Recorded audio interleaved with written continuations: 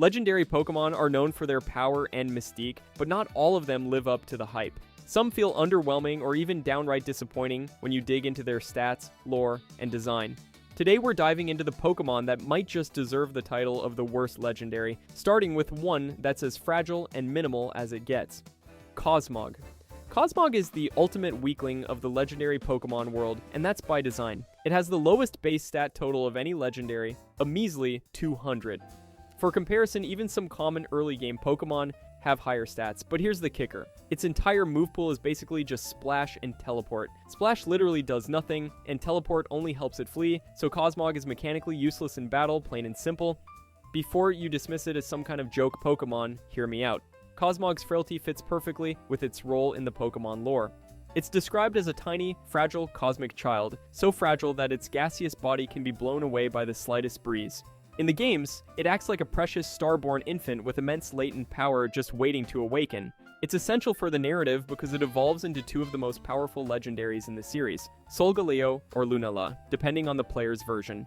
Its design doubles down on this theme of delicate vulnerability. Cosmog looks like a little starry cloud, small and simple, emphasizing innocence and potential rather than strength or toughness. The minimalistic and soft pastel colors give it a non-threatening, almost cute vibe. Cosmog isn't meant to impress you with battle prowess. It's the embodiment of cosmic fragility that will someday transform into a legendary titan. Mechanically, Cosmog sees zero competitive play and is widely recognized as the weakest legendary when judged purely on stats and moves. But it's hard to call it the worst overall because its weakness is intentional. It's a storytelling keystone, a symbol of metamorphosis. The game designers crafted this extreme contrast on purpose, so Cosmog's frailty builds up the payoff when it finally evolves into a powerhouse. In that way, Cosmog sets a weird but fascinating standard for legendary Pokemon. Being the absolute bottom stat-wise doesn't have to mean it's a failure. It's just the first step in a much bigger story. But if you think this cosmic baby is unimpressive, wait until you meet the engineered weapon lurking in the shadows. Next up, Type. Null. Type. Null. Type. Null is the poster child for ambitious lore, clashing spectacularly with underwhelming stats and gameplay. Designed as a human-engineered chimera meant to fight the Ultra Beasts, it arrives with an impressive concept but middling numbers that rarely impress in battle. Think of it as a patched-together prototype rather than a fully realized legendary powerhouse. Before you dismiss it as just another forgettable Mon, hear me out. Type. Null's story is actually one of the darkest in Pokemon. It's literally a synthetic weapon created by the Aether Foundation, cobbled together from pieces of various Pokemon and restrained by a helmet designed to suppress its power. It's the embodiment of human hubris, pushing science too far to combat impossible foes, only to make a creature that's both powerful and tragic. Mechanically, though, Type. Null doesn't quite live up to that moral weight. Its base stats are decent, but not outstanding. With balanced bulk and a modest defensive profile that struggle to shine in competitive play, it's mostly used as a bulky pivot rather than a star attacker, kind of the middle child of legendaries. And honestly, you're more likely to care about its evolution, Silvally, which sheds those restraints and gains type flexibility with memories, than this awkward half-assembled version. Visually, Type. Null's design mirrors its narrative, a patchwork of mismatched parts wrapped up in a clunky mask, creating a silhouette that many find awkward or downright unmemorable. Unlike sleek and iconic legendaries, its look feels awkward and restrained, which doesn't help it stand out. It's not a beast of legend or a godlike force. It looks like a prototype you'd throw in the scrap pile if it didn't evolve into Silvally.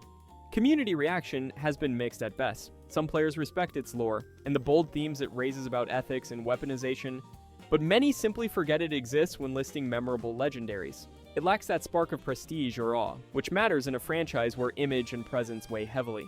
Here's the thing. Type. Null is fascinating as a story piece, but largely fails as a legendary in terms of mechanical value or iconic status. It feels like a legend in name only, a creature caught between its tortured origins and the promise of what it could become once freed from its helmet. Compared to other legendaries, it's more of an uneasy stepping stone than a destination. But if you think, Type, Null is disappointing, wait until we dive into Kubfu, and a whole different kind of legendary letdown Kubfu.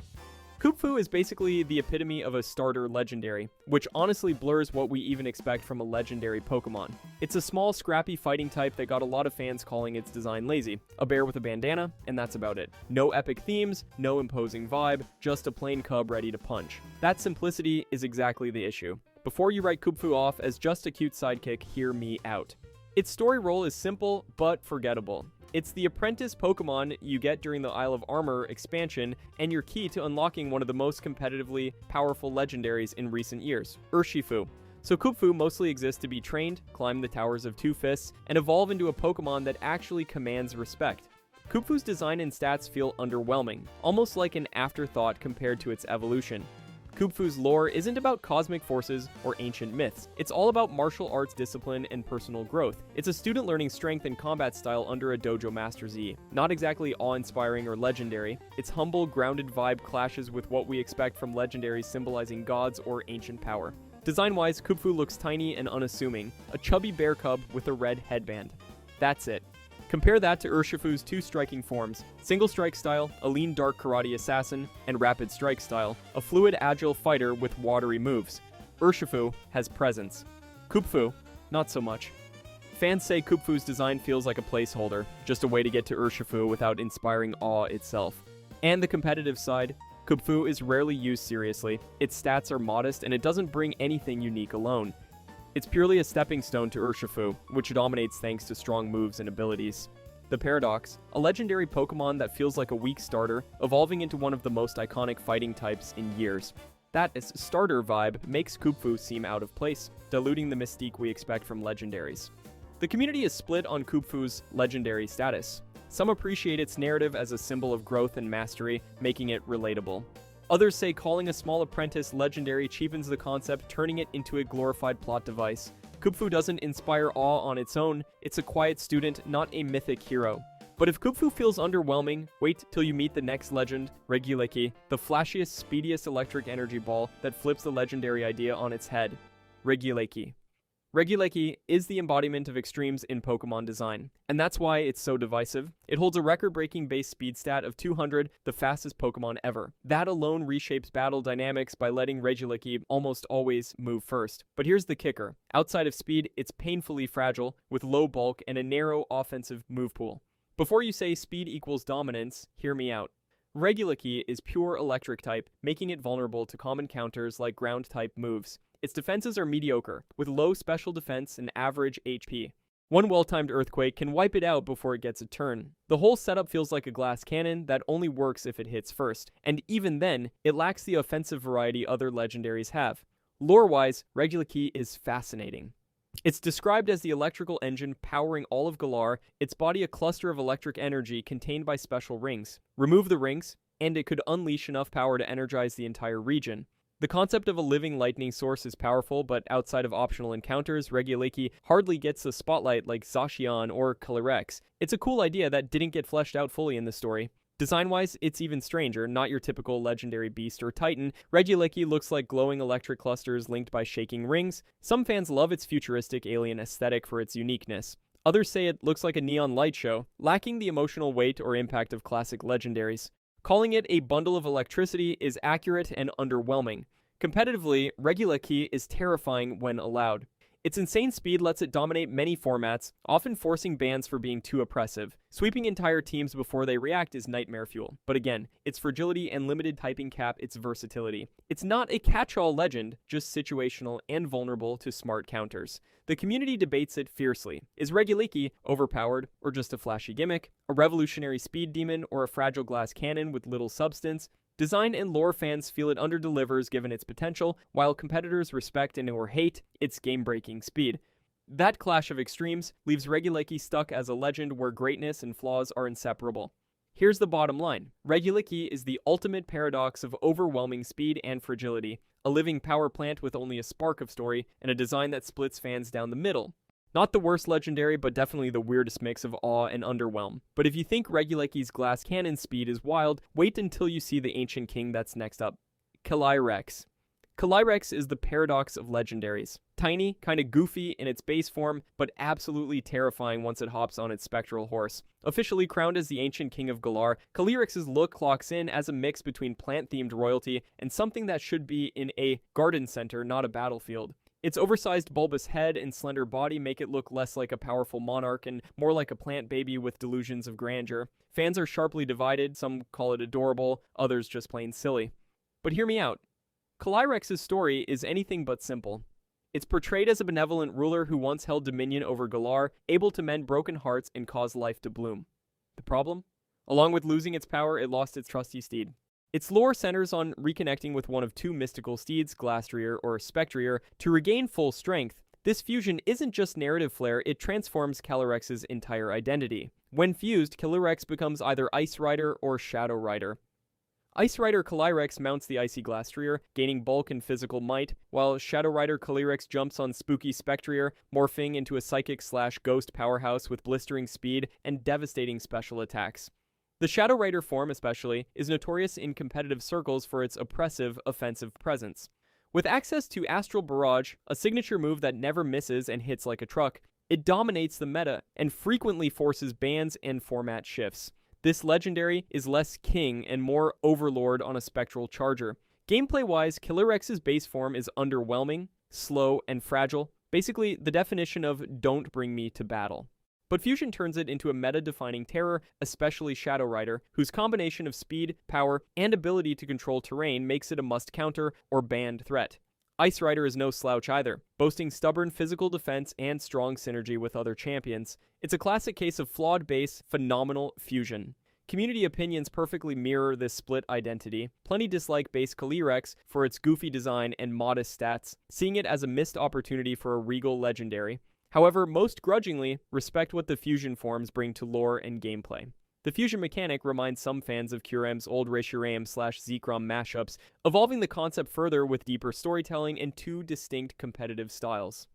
Here's the kicker. If you only judge Calyrex by its unmounted self, it's a weak and visually strange legendary. But judge it by its rider forms, and you've got a devastating presence that reshaped competitive play and revived interest in Galar's deep mythos. It's a legendary with a dual legacy, both underwhelming and overwhelming. So, Calyrex isn't the worst legendary overall. It stumbles hard in design and base performance, but its fusion forms are among Sword and Shield's most iconic and formidable. If you think that fractured identity is bad, wait until you hear about the other underwhelming legendaries that might not get a power boost when fused, or at all. Other underwhelming legendaries. Fioneer is easily the weakest legendary Pokemon, plain and simple. Stat-wise, it's a flat line, exactly 80 base in every stat. HP, attack, defense, special defense, and speed. No standout strengths, no weaknesses, just a bland middle-of-the-road creature. It's the mechanical equivalent of beige wallpaper, and that's before we mention its terrible move pool.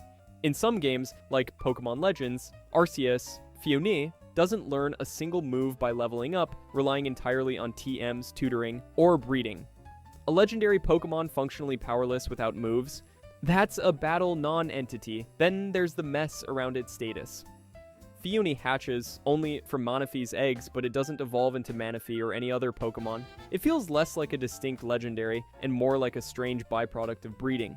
Its ambiguous classification, sometimes legendary, sometimes mythical, often just a oddball, blurs its identity. Fans have argued forever about whether Fioneer even deserves the legendary title. This breeding quirk leaves more questions than answers, and certainly doesn't add any gravitas or lore weight. Compare that to Tapu Bulu, one of Alola's guardian deities. Tapu Bulu isn't perfect, but it has respectable stats, high attack and defense, and a clear role in the story as one of 4 regional protectors. It may be overshadowed by flashier Tapus like Koko or Lili, and often seen as the least impactful guardian, but at least it holds some narrative importance and competitive presence. Its bold, horned bull design has personality and primal energy. Tapu Bulu's flaws come from typing weaknesses and narrow appeal, not from being completely forgettable or useless. Other legendaries fall somewhere between these extremes, flawed in some ways but backed by strong lore, memorable designs, or a niche in competitive play. They have meaning, presence, and sometimes hardcore fans. Fioneer has none of that. It's a big shrug in a sea of iconic, mysterious titans. Its generic, uninspired design barely registers. Its competitive use is basically zero. And the community is unanimous. Fioneer just feels like a forgotten afterthought riding Manaphy's coattails. Here's where it gets really grim for Fioneer. It's not just underpowered or boring, it actively breaks what legendary even means. Legendary means unique, awe-inspiring, impactful. Fioneer checks none of those boxes. It's stuck in limbo, neither loved nor fully dismissed by fans. Its very existence begs uncomfortable questions about what legendary means in this series when something this mundane earns the title. This has to be the worst legendary Pokemon in the entire franchise. So when the dust settles, looking at design, lore, stats, move pool, competitive relevance, and fan reaction, Phioni's complete lack of presence makes it the undisputed bottom of the barrel. It's the ultimate Met legendary. Tapu Bulu and others at least limp along with the niche status. Phione, it fumbles constantly. It's the equivalent of showing up to a royal coronation in sweatpants. If you enjoyed this video and want to see more, click the video on the screen now.